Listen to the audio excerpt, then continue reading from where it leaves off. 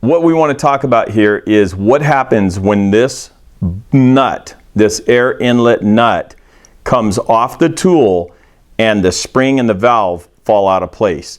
If you'll notice, when you depress the throttle lever on the SurfPrep sander, it engages this post and it opens the valve that allows air to flow into the motor assembly. If for some reason this nut, you've had to take it off your tool and you unscrew it, if you're not careful when you do that, you can lose the spring and this tornado valve on the ground somewhere, okay? When that comes out, I want you to look inside here. You've got to lift the throttle handle up. Lift the throttle handle up to get it off of this post. If you look inside this cavity here, you'll see there's this post and there is a hole. That hole is there for a reason. Okay, I'm going to turn my flashlight on and you can maybe see the hole better. I don't know. Does that look okay? You can see the hole in the post.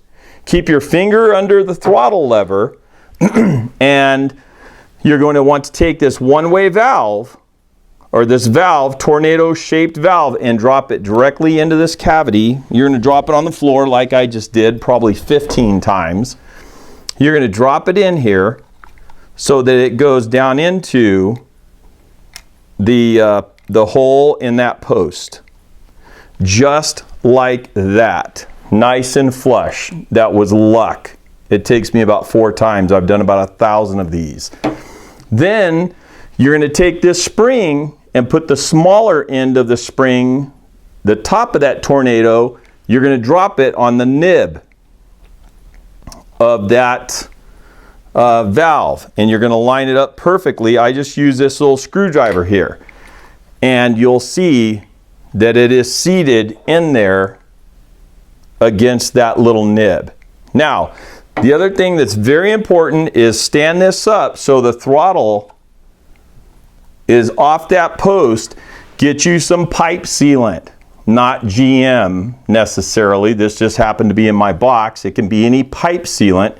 I've got a hole at the bottom of my tube, so I squeeze it out at the bottom of this tube. I don't use the top. After repairing 1,000 tools, my tip got messed up. Spread this pipe sealant around the male thread of this nut, just like that.